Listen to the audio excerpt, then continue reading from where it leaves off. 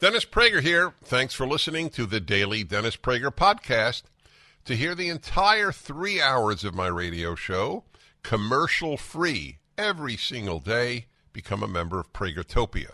You'll also get access to 15 years' worth of archives, as well as the daily show prep. Subscribe at Pragertopia.com.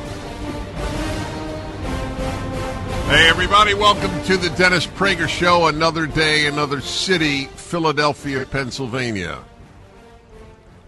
Yesterday, Atlanta. The day before, Orlando. Tomorrow, Pittsburgh. On this battleground tour for Salem. And tonight, we're expecting 1,200 people here in Philadelphia. I don't know if there are any seats left. Contact WNTP. AM 990. Talking about Philadelphia, I'm sorry to... I feel terrible. I'm coming to this city, a lot of wonderful people here, needless to say. And I see this article here on the Daily Wire. Catholic priest carjacked in Philadelphia, one of over 1,000 carjackings this year alone. 1,000 carjackings here in Philadelphia. What do you say? What do you say to that? How do people vote for the Democratic Party? On what moral grounds do they do it? On even what grounds of self-interest? Forget morality. It's one of the truly amazing phenomena. Now, all phenomena are amazing by definition of being a phenomenon. Nevertheless, some phenomena are more amazing than others. Catholic priest was the latest victim of a carjacking in Philadelphia. According to local news outlets, 4 suspects approached the 64-year-old priest as he was unloading a wheelchair from his trunk on the 2100 block of Somerset Street in the Kensington neighborhood of Philadelphia. The priest, a member of the Society of Jesus, was with a passenger when he was attacked. The suspects reportedly threw the passenger out, then took off with the car. How do you like that? These are moral equivalents of Nazis. These are people who have contempt for human beings other than themselves. That's it. What can one say? Except that they have been emboldened by the left. It's usually someone who's black, and there's no question that aside from the belief that it's okay now to be a criminal, that's more or less the message of the Democratic Party. You don't have to pay bail. You won't be sentenced for long. But there is also, as I wrote 25 years ago, thinking you're a victim very often leads you to be a worse human being. If you think you're a victim, you think that normal moral rules don't apply to you because you have been so victimized, you can lash out. So the combination of anger and victimhood produces bad people. So you have a disproportionate number of these murders in cities taking place by blacks, males almost all the time, but not all the time, increasingly also females. And there's the absence of fathers and the absence of religion and the culture saying you're a victim. This is a very terrible combination. People don't talk about it because most people are cowards. That's the reason they don't talk about it. Everybody knows what I said is true, but you can't say it because you're afraid to say it because the left will censor you or smear you or both.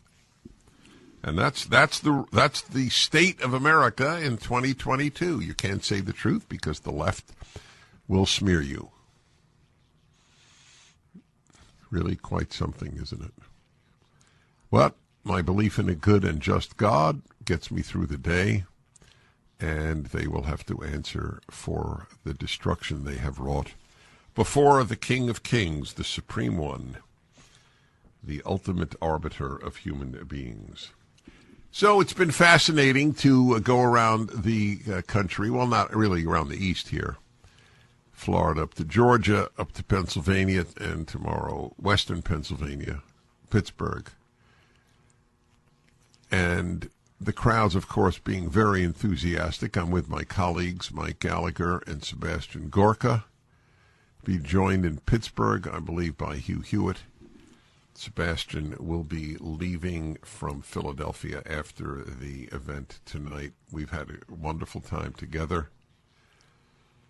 He announced yesterday on his national radio show that he resented the fact that while he was broadcasting, I was seated in some Atlanta cigar lounge, luxuriating in a cigar. He is as big a lover of cigars as I am, and it caused him some degree of pain knowing the pleasure that I was having at a cigar lounge. I texted my wife at about the same time, and she said, "Oh, you're smoking a cigar." And I thought, how does she in Los Angeles know that I in Atlanta am smoking a cigar?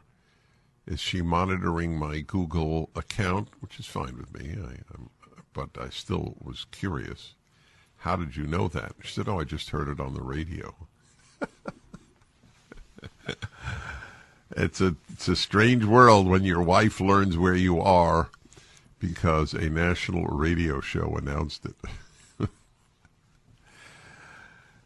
So people have been wonderful, very warm.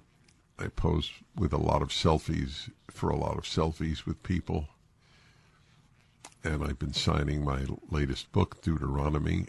I can't tell you how good I feel that so many people who never in their lives would have thought they'd buy a Deuteronomy commentary have done so. I understand so well that the crisis is a religious crisis, the post-Judeo-Christian, if you will, the post-Bible world is the world of the idiot. That's what it is. It's the world of the idiot. When you reject wisdom, you become an idiot. And that's what the secular world has done. It has rejected wisdom. There are some wise individuals, obviously. But the world itself, it has rejected wisdom. It has rejected liberty. It has rejected wisdom. It has rejected moral norms. If you say men don't give birth, you are now ostracized from any professional group virtually in this country. You realize how fast this idiocy has taken over people? Do you know how many of your kids believe men give birth? Do you know that they're the first people in the history of the world to believe that? Do you realize, you talk about rejection of wisdom, there's the rejection of reality that is taking place? To say that men give birth, do you understand what a gigantic absurdity and lie you have allowed yourself to believe and say?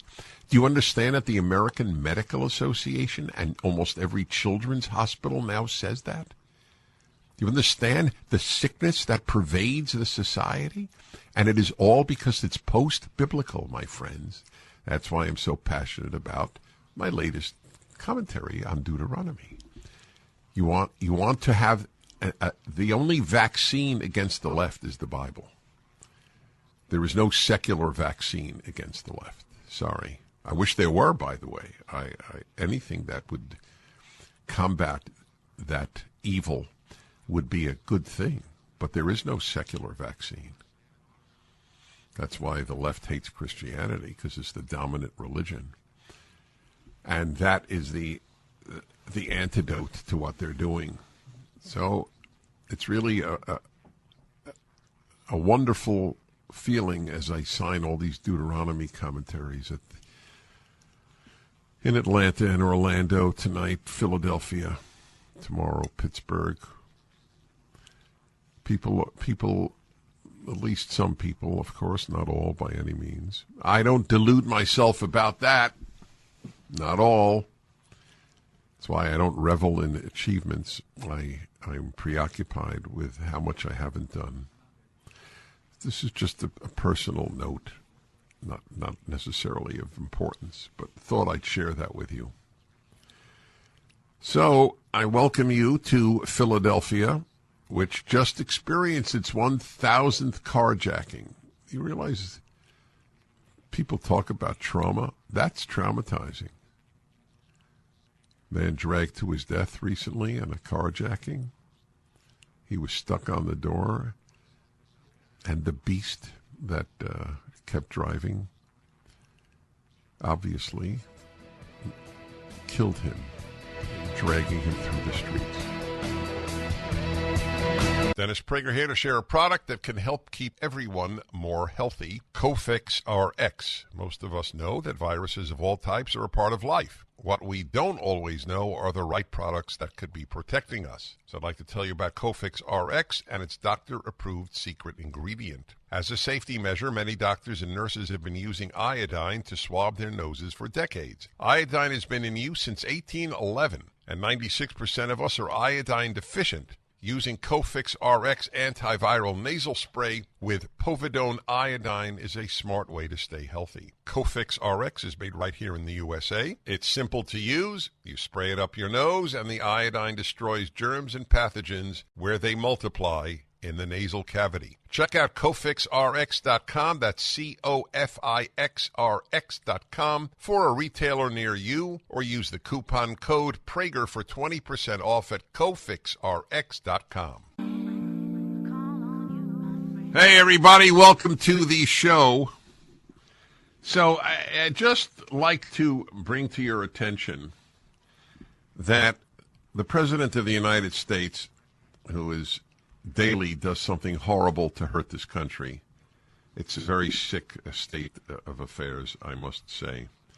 So the latest is, I want to get the release of, I'll just look this up.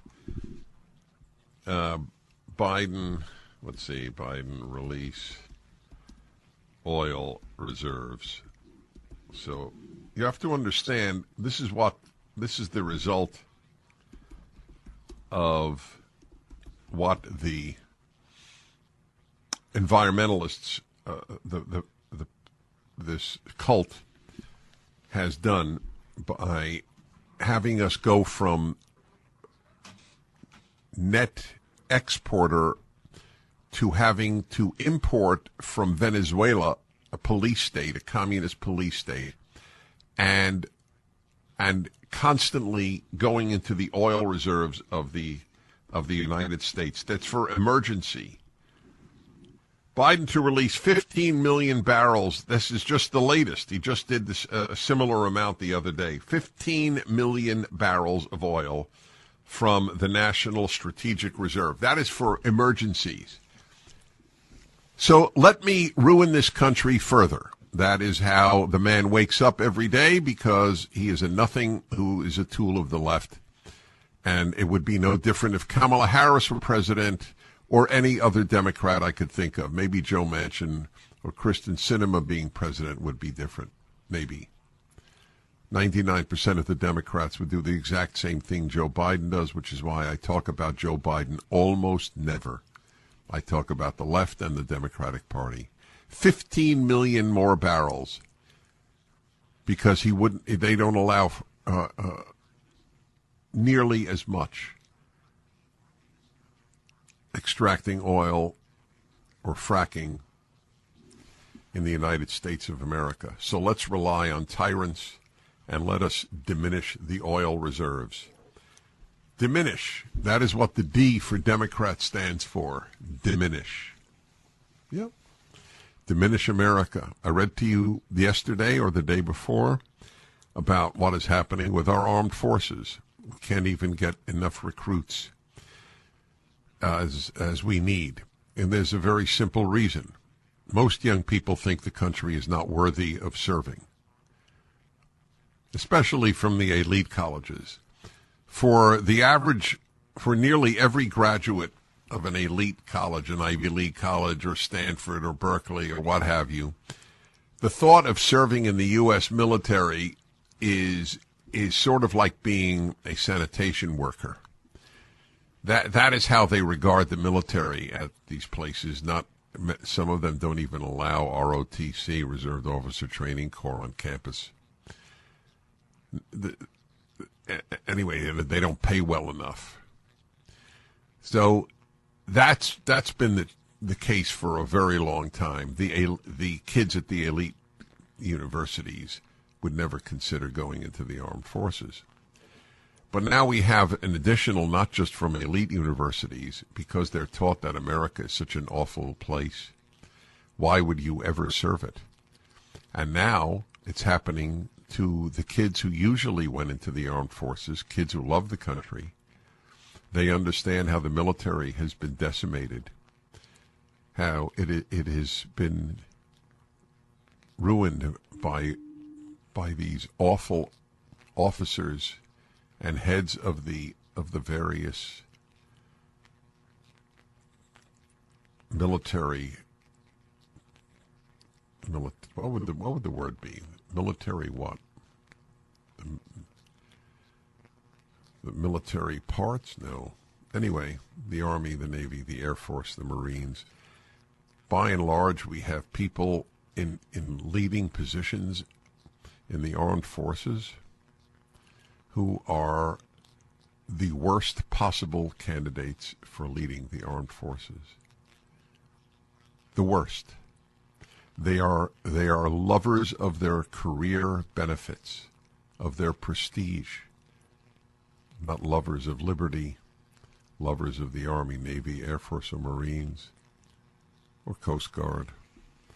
So you don't have the usual number of conservative kids enrolling either.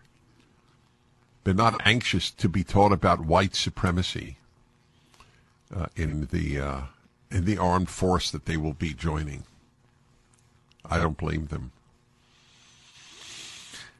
All you need to know about the macro is everything the left touches, it destroys. I used to say ruins, and I was wrong. It's destroys. I wrote a very important column yesterday. I hope you'll read it. It's up at DennisPrager.com and many other places. It's explaining conservatism, part 2, why the left hates conservatism. Conservatism renders them meaningless because conservatives conserve the best. But the thing is, they can't match the best.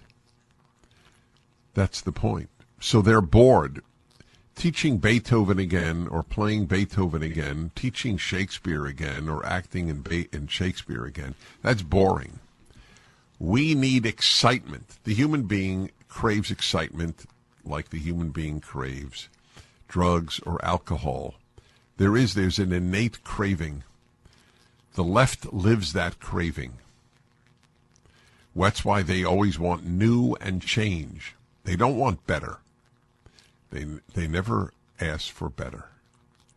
They ask for new, because new gives them importance. Hey, Shakespeare's an old white European male. Read what I wrote. We return. I'm Dennis Prager. Hey, everybody. I'm a big believer in this product, fast-growing trees. I am not a gardener, to say the least. But I do believe that trees make a house. They make a neighborhood. My wife taught me this many years ago. The difference between a beautiful neighborhood and a plain one is trees or absence of trees. With fast-growing trees, you don't need to be an expert gardener to have a great yard. Every plant Fast Growing Tree sells is raised and cared for by their team of expert growers. All you have to do is put it in the ground. So listen, go to fastgrowingtrees.com/Prager. You'll get 15% off your entire order now through October 31st. Again, 15% off at fastgrowingtrees.com/Prager. It's wonderful. You'll change your world with beautiful trees and plants at fastgrowingtrees.com/Prager. All right, everybody. As you know, if you've listened to me at all, in April of 2020, 2 months after the world lockdown, I said it was the greatest mistake in world history in terms of the world doing it. I made it clear it was not the greatest evil in world history. There are many competitors for that title. It was the greatest mistake. It ended up producing a lot of evil, but it was the greatest mistake ever. I was roundly ridiculed, needless to say. When the left ridicules me, I actually feel vindicated. There's no question I have told the truth, because truth is not a left-wing value. The sickening spectacle of the sheep-like behavior of doctors, hospitals, churches, synagogues, schools, it was truly, I guess the word sickening is not inappropriate. So we have a book now documenting a lot of this terrible stuff that went on. It's coming out actually tomorrow, which is a big deal. And it is called Gone Viral, How COVID Drove the World Insane, by a man who's been monitoring this the entire time, Justin Hart. Gone Viral, How COVID Drove the World Insane. So, Justin Hart, tell everybody a little about yourself so they'll understand what brings you to to this subject. Oh, my gosh, Dennis, so great to be with you. Yep. Your prescient call that this was going to be a massive mistake has turned prophetically true. My background, I'm a data analyst by trade. I've done everything from work on presidential campaigns to build large Fortune 500 company websites. And I was very happily enjoying my consulting business in San Diego in 2020. My lead client at that time was doing golf excursions for baby boomers. So that business was kind of dead by the time the pandemic came around. And I said, I got a little time on my hands. What do I do here? When I looked over the panoply of data that we had, I realized they're making all the wrong calculations. Dr. Fauci is getting up in Congress and saying 1 out of 10 people will die from it, or 1 out of 100 people will die from this thing. And I said, that's absurd. This doesn't make any sense whatsoever. And so myself and a ragtag group of analysts, experts, moms and dads and activists said, I think this is wrong. Normally, I wouldn't insert myself into someone else's domain. I'm not a healthcare expert, but they seem to have no problem inserting themselves into my domain, my kids' education, my health, my gym, my coffee shop.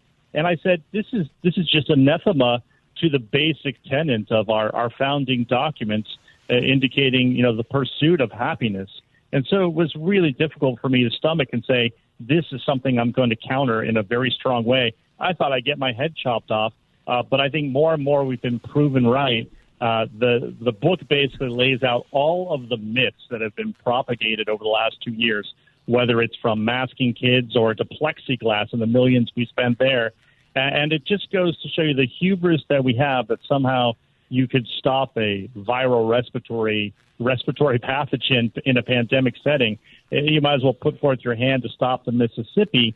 The best you can do is just protect those who are most vulnerable, and we even got those numbers wrong. The great John Ioannidis from Stanford came out just the other day and confirmed his numbers. The best way we convey it in the book is we like to put this in stories that people can understand. If you're under the age of 65, your risk is about the same as your commute to work every day. And if you're over the age of 65, it's slightly higher. It's the risk that, like, a professional truck driver might face. So those, putting that in context, we completely overkilled on the response to this. And we're adults, you and I, Dennis. We're going to deal with that. It became very political. But our kids, they owe some type of recompense. We need to have some specific hearings on this so we can bring to light this stuff and do something to help these children who are really suffering. I had 2 young kids pandemic in preschool. Teacher would come up to us and just apologize profusely. She knew these kids weren't where they needed to be in pre-K. She would tell us, try teaching your kid how to pronounce the letter H through a mask. Incredibly difficult. You had a teacher who apologized for the lockdown?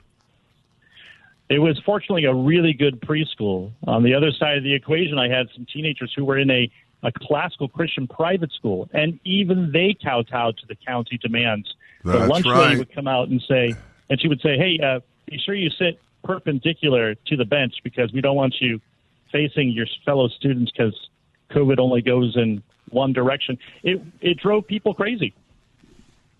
All right, let me remind everybody about your important book, just out literally tomorrow, folks. And it is Gone Viral, How COVID Drove the World Insane. It is up at DennisPrager.com, and it is Justin Hart, the author. We'll be back.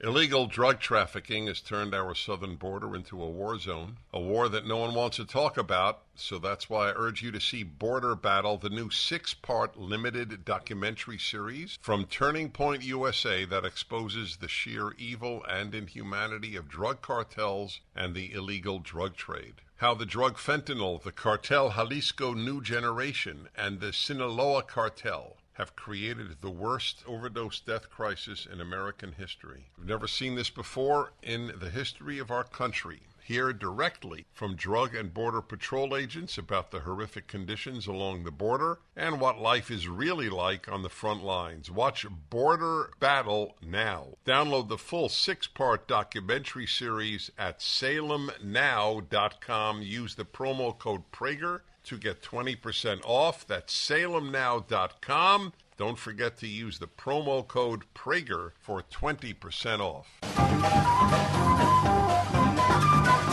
Talking about antidote to the mainstream media, the New York Times, was it today or yesterday's? Yeah, yesterday's New York Times had a big piece on Salem. I ought to read you the headline. I will. I don't want to take time from Justin Hart. I'll read you the headline later in the show to give you an idea of the reliability of the New York Times, which has as its goal to replicate Pravda in the Soviet communist newspaper in terms of reliability. Anyway, Justin Hart has written this book. I keep saying it's out tomorrow. It's out yesterday. When you confuse yesterday and tomorrow, it is a bad sign. And you're on the road. I did that. Yeah, boy, you have no idea on the road. This is my 4th city in 4 days. So I'm definitely on the road. And it is really important. Viral, How COVID Drove the World Insane. He's been an advisor to Governor DeSantis and to companies. He has his own rationalground.com dealing with this whole issue. The reason I asked you, did a teacher actually apologize to you, is that I was so pleasantly shocked to learn that there are actually teachers who have contempt for what was done by teachers and teachers' unions in schools to children. The teaching profession is in the most disrepute in the history of teaching in America for what it did to children over COVID. It should have been in disrepute for other reasons, but this is the biggest. Do you in your book compare Sweden? Yeah, we talk about how when you look at these great examples that we have, which is basically 100 different laboratories here in the States and there abroad. And you look at Sweden, who took very, very few measures to quarantine their kids, to vaccinate their kids, to mask their kids, and even with adults didn't have very many mandates to shut down schools. Their excess death rate, that is the number of deaths that you would expect above what you would have expected last year, is much lower than their neighbors, much lower than any of the blue states here in the United States. And in fact, we have our own laboratories here in the United States. You look at Governor DeSantis and how Florida was basically open from the end of the spring 2020 onward. And here in California, I just got rid of masks a few months ago, and they'll always be coming back.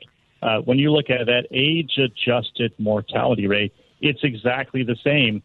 I read, and this is history repeating itself, back in the 1918 pandemic, Des Moines, Iowa chimed in with an editorial, and they said, the American people are perfectly willing to do whatever it takes, but they greatly dislike making sacrifices only to learn that it was worth nothing. They had the same problems we had today.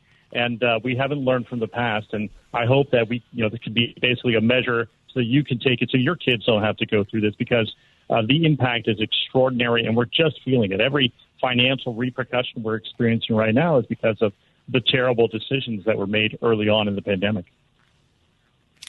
I just want to clarify when you said about Sweden, I followed this avidly. So Sweden has a lower mortality rate from COVID vis-a-vis most European nations, but its direct neighbors did better. Denmark, Sweden, Denmark, Norway, and Finland. But they did better only because Sweden had a unique problem in its nursing homes. So if you take away the nursing home issue, Sweden was as low as the lowest countries in Europe, and indeed among the lowest in the world. So I just wanted to clarify that, because Sweden, Sweden kept every school open for kids under 16 the entire time.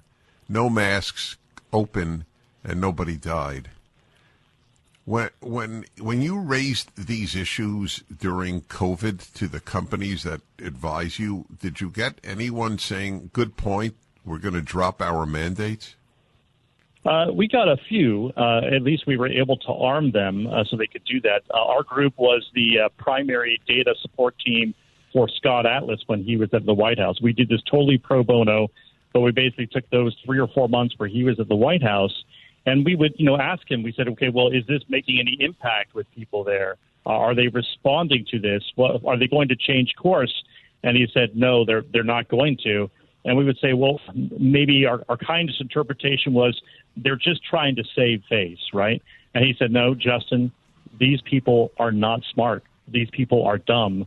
And I'm like, oh, great. Our country is being run by imbeciles who are making terrible decisions, and they're not going to turn back. Well, you can see that every weekend when Dr. Fauci takes to the airwaves. And it's really frustrating because I think it takes a lot of courage. I can understand a good portion of parents who are like, I really don't want to get in the fight. Well, I hope this book gives them the data and the stories that they can convey, to that one neighbor you have, Dennis, who's still wearing 2 masks alone in their car.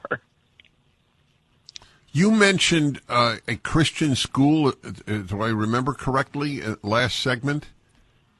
Yeah, my 2 older daughters, they went to a classical Christian school here in San Diego, and we thought we were good. We thought that's terrific. They're going to make different decisions. It's built on the pillars of logic and reason and rhetoric.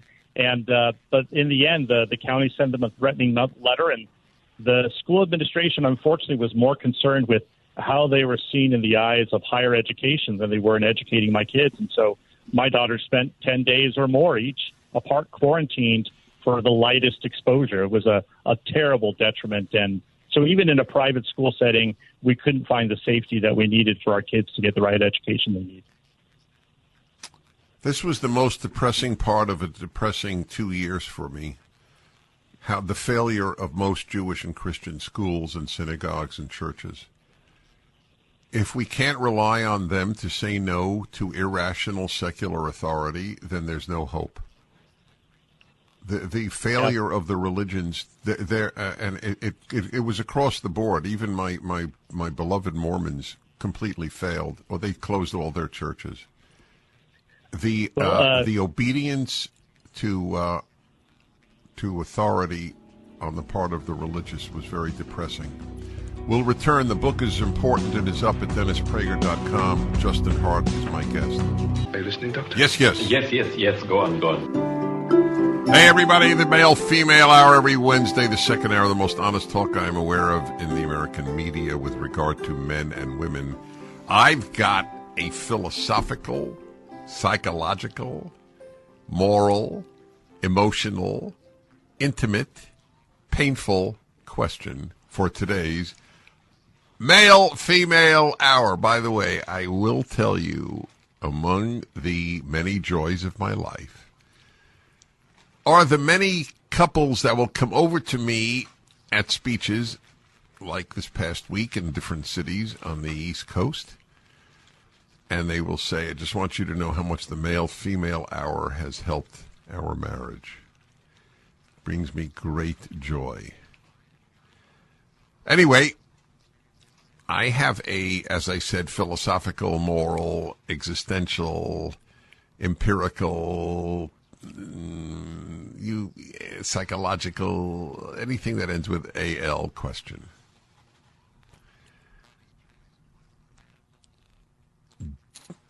I can pose it in many ways, so I will pose it in a few ways.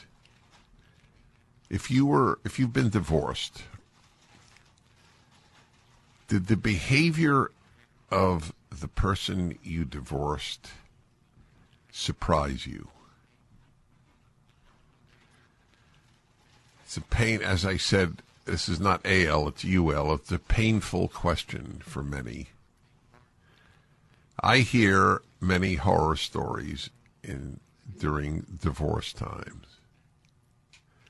People just acting meanly, just meanly. And I wonder how people process this.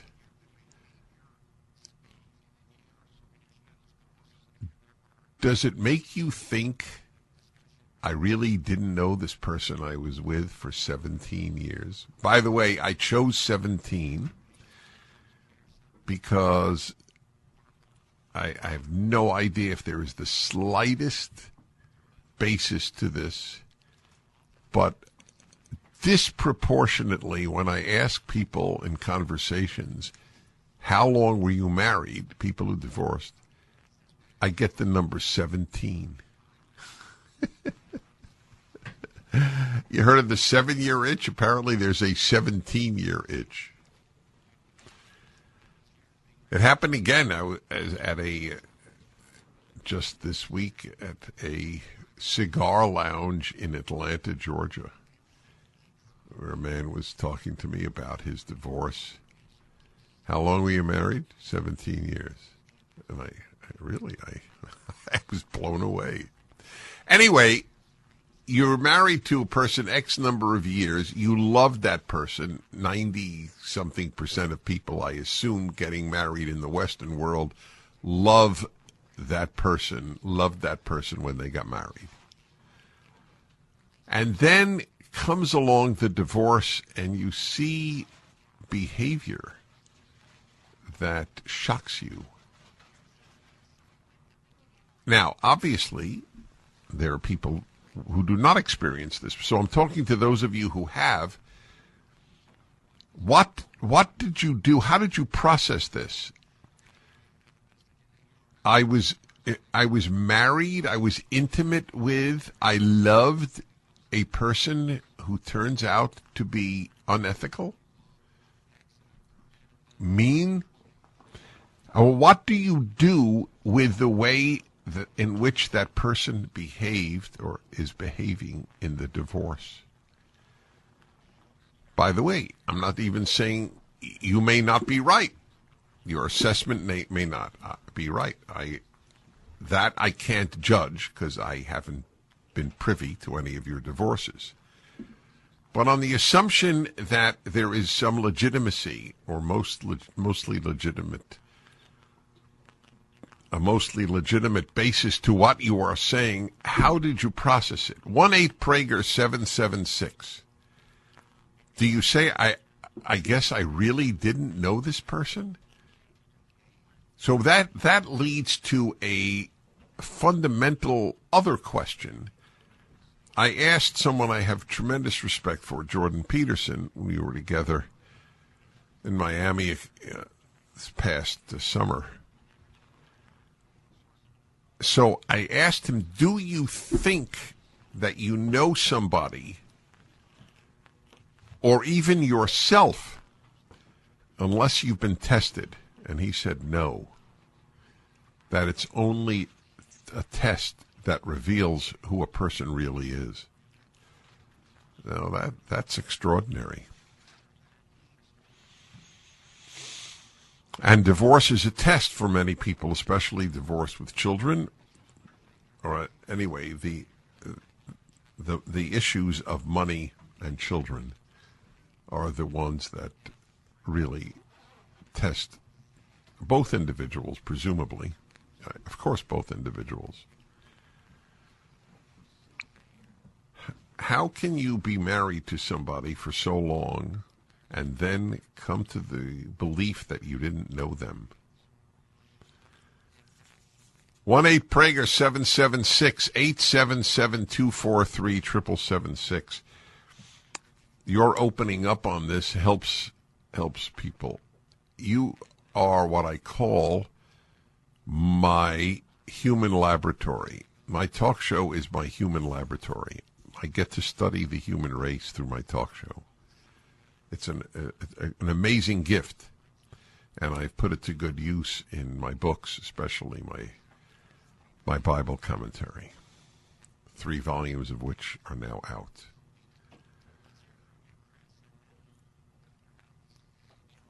What do you do? How do you process the way in which the person is now acting? I'll give an example of where I can make a moral assessment without knowing a specific case.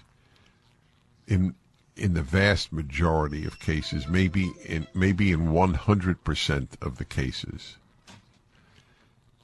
wherein a spouse, an ex-spouse, poisons the children against the other spouse,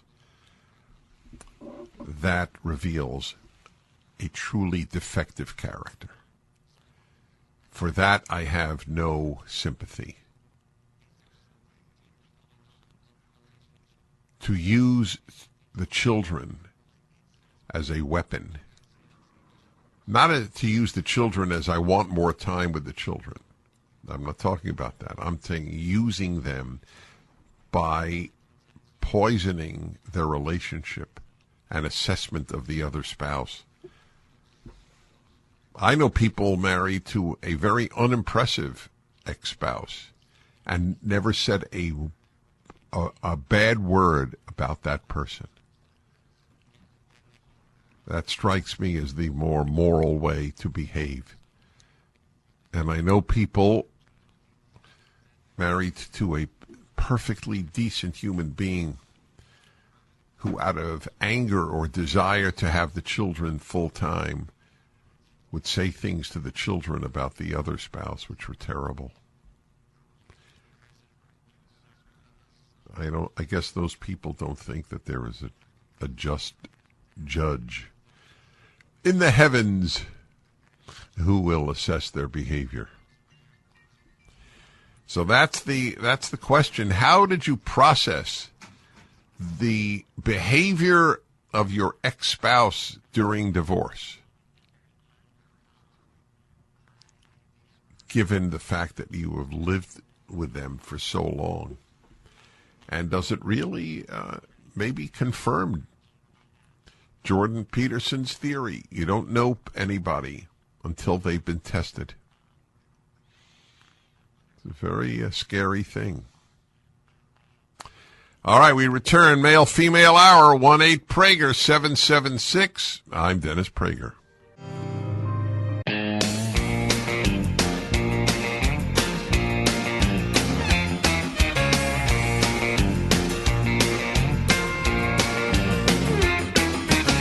Short months we went together, decided it should be forever.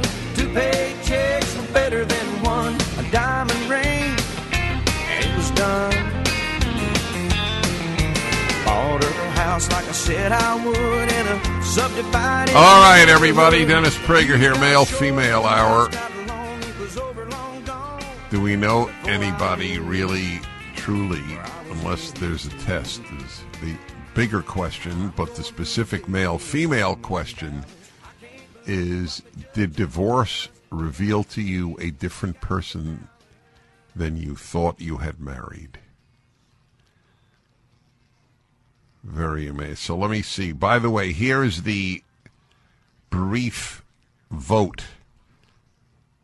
South Carolina, yes, surprised.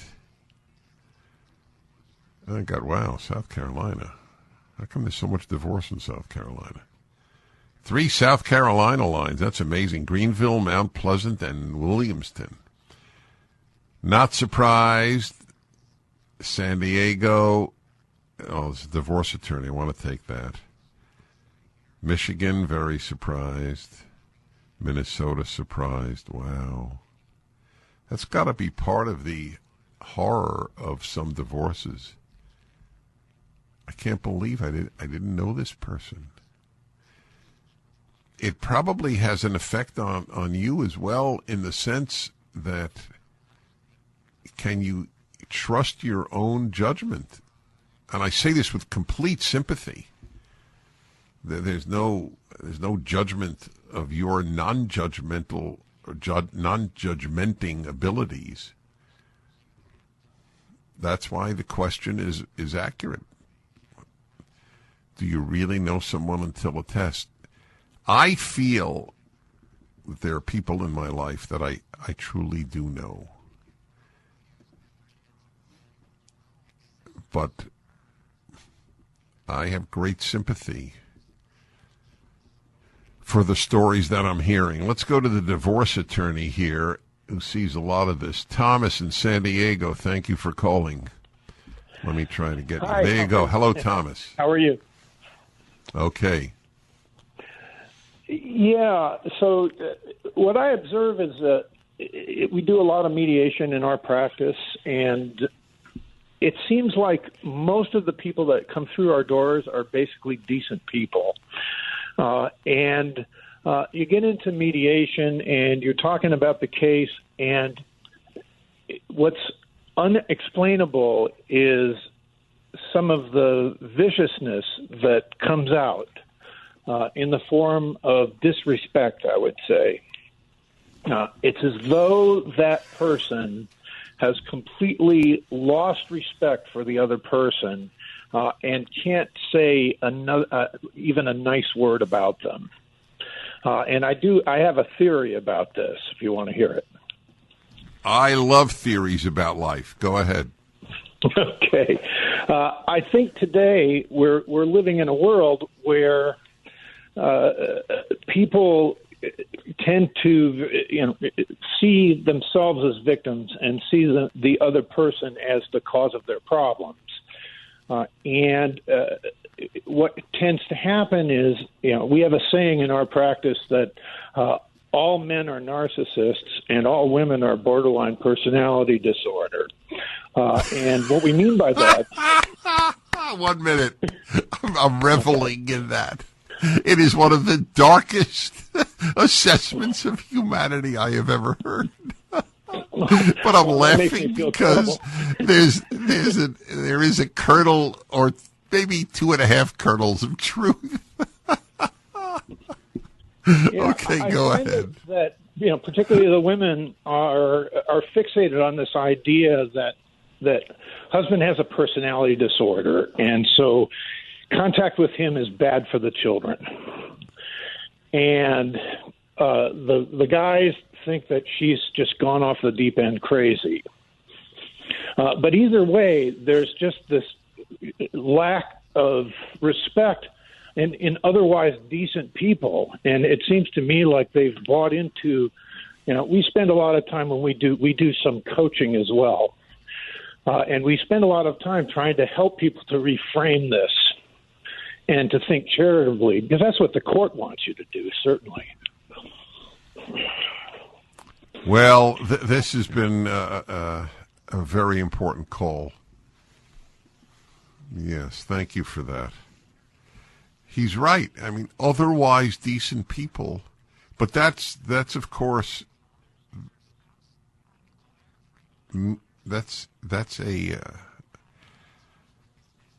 that gives substance to the argument that you don't know people till they're tested. Most people are otherwise decent till the test. I frankly, I think that the last 2.5 years in America were a test. In many arenas, I won't develop the idea right now. I have certainly developed it on other hours. There are a lot of tests. That was something. Okay, let's see here.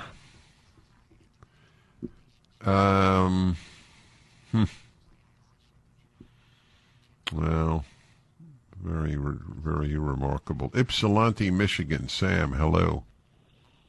Dennis, I am honored to be your lab rat if it helps people. That's right. Thank you. Yeah, if you want to ask me questions that would be offensive, if it helps kids, parents stay together, it's worth it. Well, tell us your story. What happened? My ex-wife left with my children, which was very surprising until I looked back at the simple little test that I had, which was, I want you to change your name when we get married to my name. And then when we were about to get married, she didn't want to change her name. And the reason why she said she didn't want to change her name was because she said she already had 3 children, and she said she didn't want to change her name from her children's name because it would alienate them. I bought that, and I really didn't have any leverage, and we were about to get married, so we got married. Okay, hold on. We shall hear more.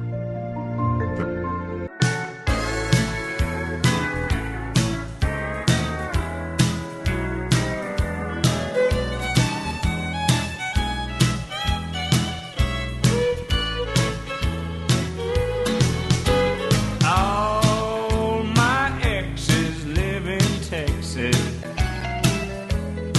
That's a perfect choice. Texas is a place I dearly love to be. All my exes live in Texas. All my exes live in Texas. And that's why Where the hell did you find that song? in Tennessee. Is that a famous song, Sean? Am I just revealing ignorance of pop music? All right. I acknowledge it. That was great. Back to Sam in Michigan. So what? You're a young man. You divorced after. Did your wife leave the marriage? She left the house with the 2 children that we had while we were married for 10 years. The only reason I'm not laughing about the Texas song is because it is a famous song, and she's from Texas, actually. So, yeah. Okay, yes. And no, it isn't. anyways, So wait, did she take the children away from you, or do you have contact with them now? I'm going to pick them up in 2 hours. But the thing is, when we were married, she already had 3 children, and she would, I started to see a pattern that whenever we had a disagreement or a fight or something like that, she would take the older 3, is what we called them, who I was taking care of. She would take them to her mom's house, and she'd be gone for an hour or a day or something like that. So you were not shocked by her behavior?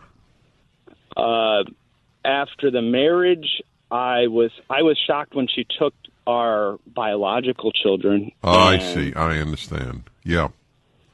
It wasn't the original one. I hear you. Well, folks, let me review and then offer a thought. So Jim in Atlanta was surprised. Easier to deal with anger than the hurt of loss. That's another issue, too. David in Greenville, South Carolina, yes, surprised. Married 15 years. Child born, then kicked me out of the house. Jonathan, Prescott, Arizona.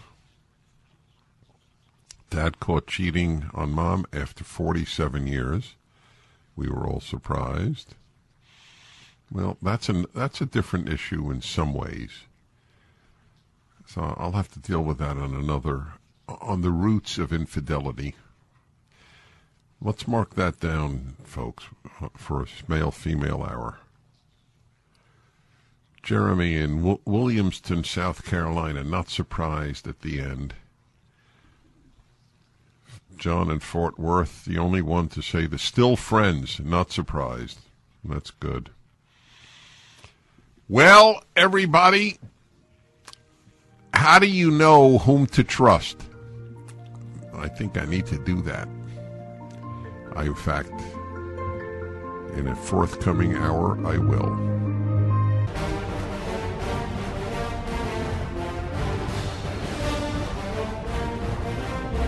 Hey, everybody. Dennis Prager in Philadelphia, Pennsylvania. Yesterday, Atlanta the day before.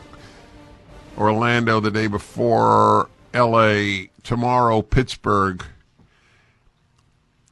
I have to tell you, it's a joke, but it's not a joke.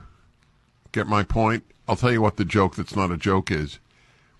I have a certain recurring nightmare that I will be in a city giving a talk and say I'm in the wrong city. I can't tell you how that hounds me.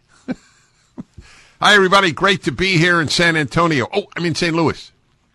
That's really terrible. And I don't know how you get out of it. You've just insulted 500 or 1,000 people. Anyway, here I am in Philly. We have 1,200 coming tonight. We're on this battleground tour of the country on behalf of the elections. So the polls are coming out now saying that it looks good for Republicans. So allow the man you're listening to offer his view. It means nothing to me. The polls that were bad meant nothing, and the polls that are good mean nothing. It is clear that no matter how wrong the pollsters are, people still take them seriously.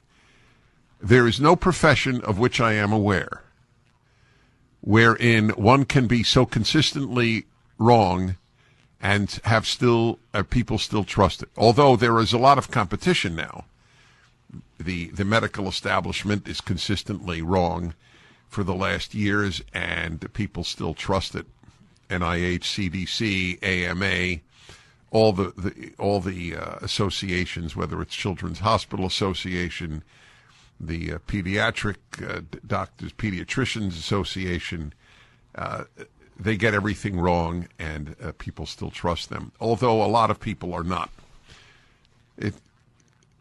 Not every American is gullible. Thank God.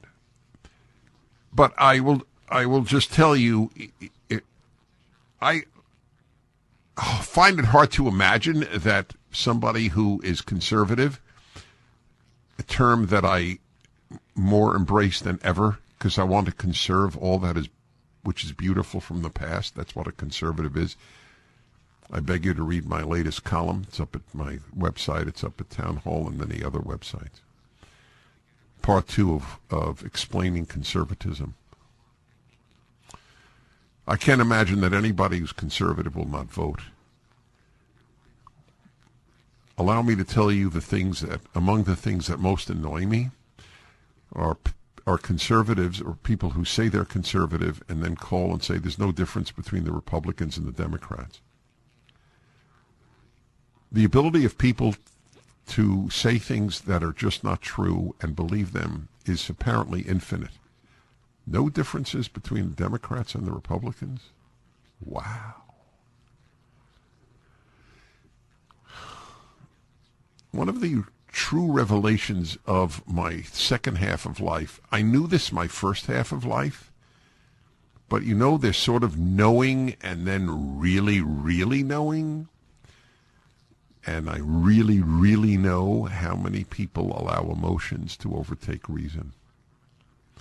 That's, of course, the defining characteristic of leftism, but it is not only among leftists.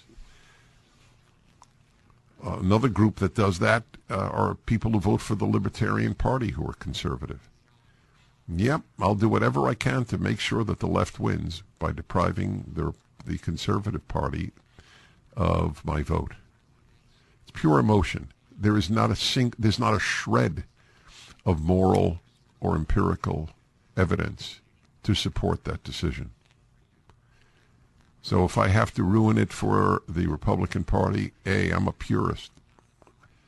There are flaws in the Republicans, so I will let the left win. It's genius. This is just a genius approach to things. So yes, you're morally obligated to vote if you're a conservative.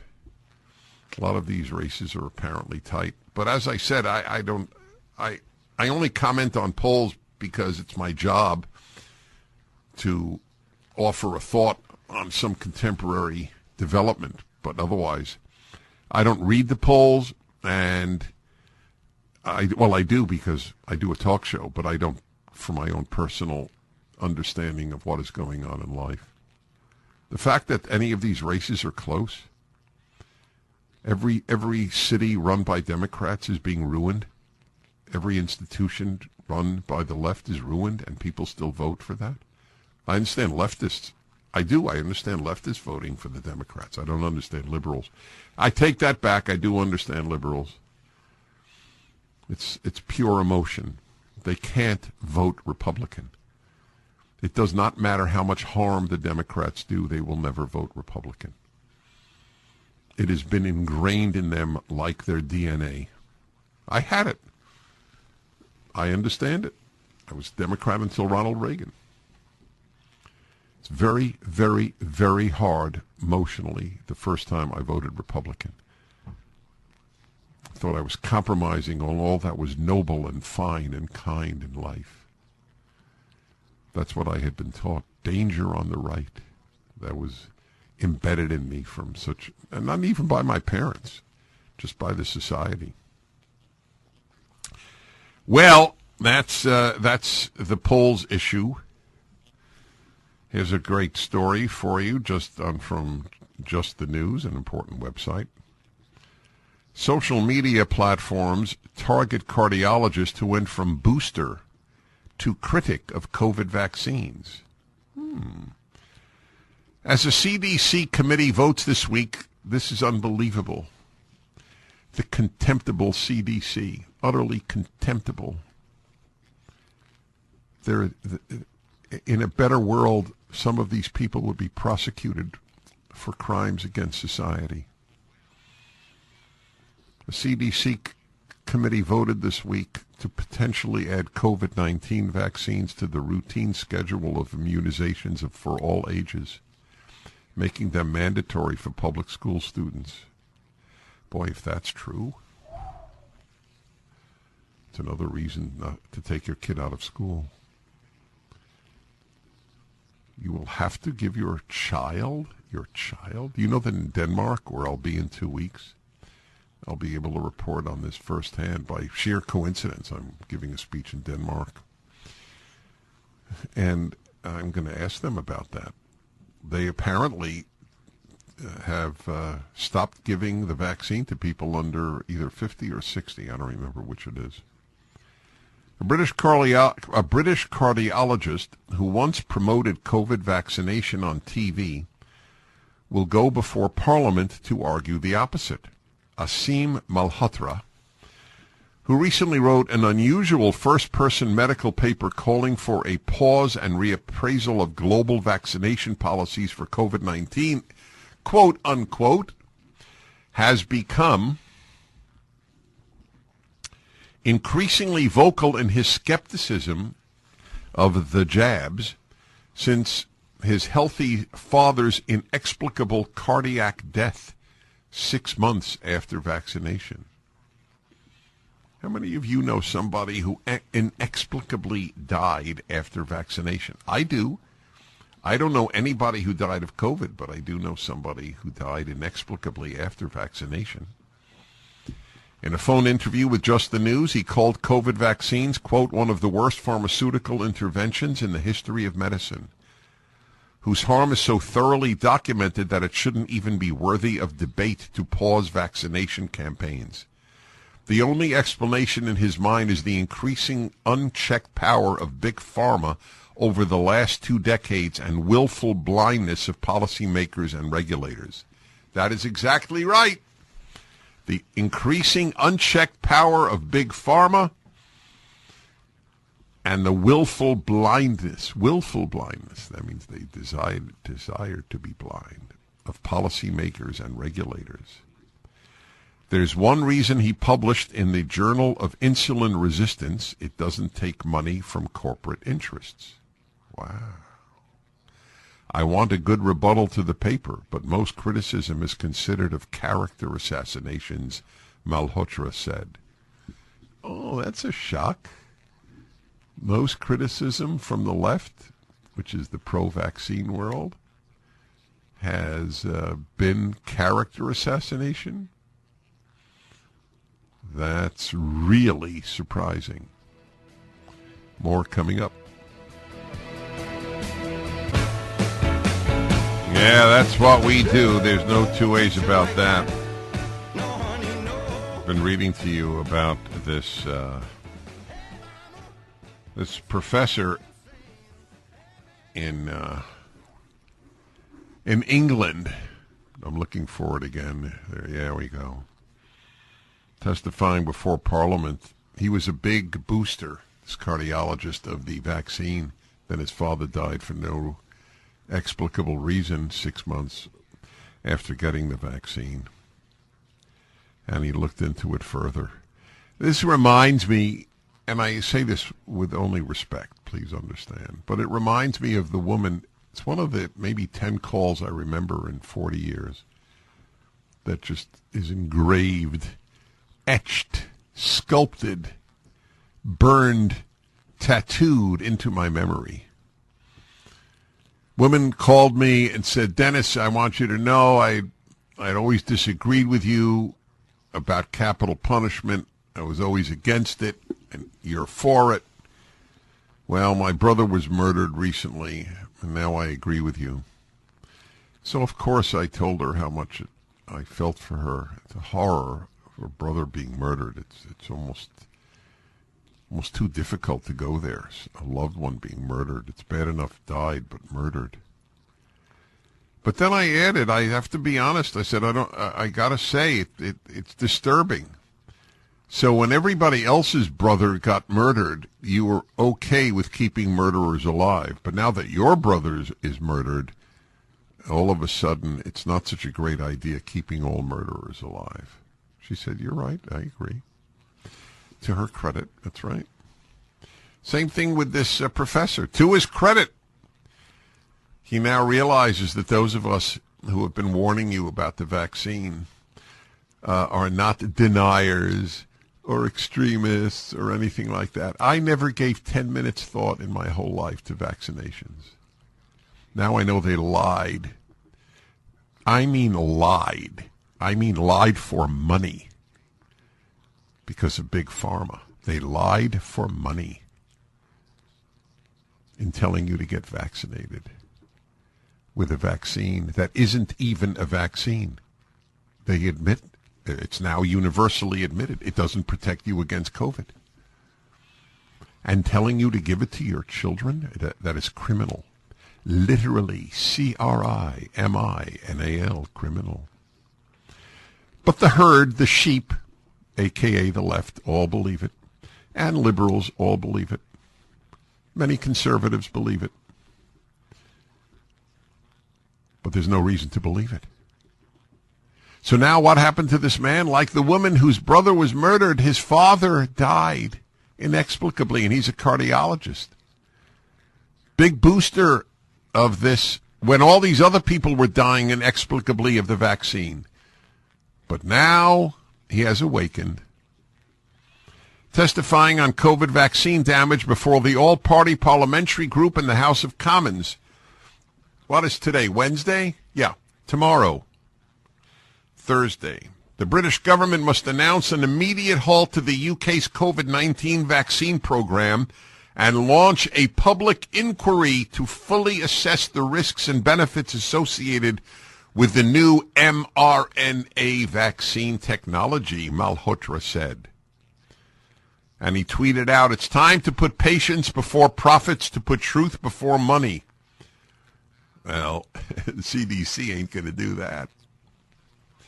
To put human needs ahead of the needs of an immoral, psychopathic entity. All right, he's a young guy, this Asim Malhotra, the cardiologist. It says he's a leading cardiologist and public health campaigner. Fellow of the Royal College of Physicians. All right, look at that. They'll kick him out. I wonder if he'll get kicked out. I wonder if Twitter will ban his tweets. The reason the left doesn't allow you to hear dissent is because they're afraid of dissent. That is the reason. Oh, talking about that, where is the New York Times? Do you see a New York Times here by any chance? I brought one around. I don't have it. I don't have it. You do? You're getting one? You're okay, thanks. There's a big article in today's, Alan, send me the link. Today's New York Times has a big article. I got to get you the headline to give you an idea of how the New York Times reports things. The New York Times is a disgrace. It is a moral disgrace. It's very sad. All these institutions have been corrupted. Today's paper, here we go. Let's see if I can find it.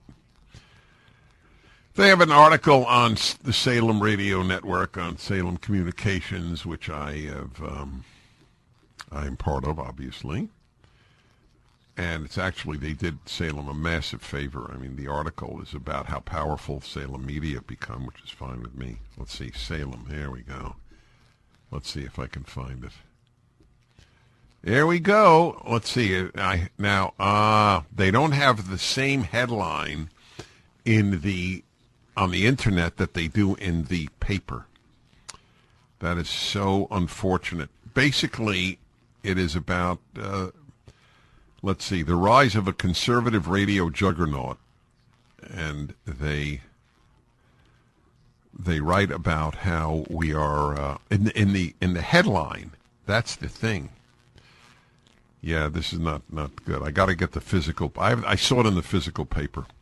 How Salem media is going around the country, which is what I'm doing. It's about this tour, spreading misinformation. They have misinformation in the headline. It is not an editorial. Not an editorial. It is a news item. But they give they gave no example. What is the misinformation?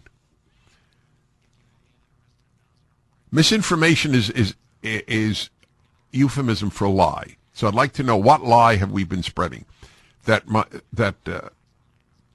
a lot of us are not sure that the last election was honest. Why is that misinformation? You have to give false information in order to give misinformation. Now, as I've said, it has not been proven. I acknowledge that. Very, very little has been proven. It's not been proven. It's been disproven that there was collusion between the Russian government and the Trump campaign. Has the New York Times ever listed that we at the New York Times, the Washington Post, and CNN, and NBC, and ABC, and CBS, and PBS, and NPR have engaged in misinformation for 2 years? The word is selectively used. Why do they do this? Because they don't have a counter. They don't have a counter to Dr. Malhotra. That's the point. They're debating whether to give vaccines to children, to make it mandatory, to give the COVID vaccine to children. This should scare you. We return. Dennis Prager here. Thanks for listening to the Daily Dennis Prager Podcast. To hear the entire 3 hours of my radio show, commercial-free, every single day, become a member of Pragertopia. You'll also get access to 15 years' worth of archives, as well as the daily show prep. Subscribe at pragertopia.com.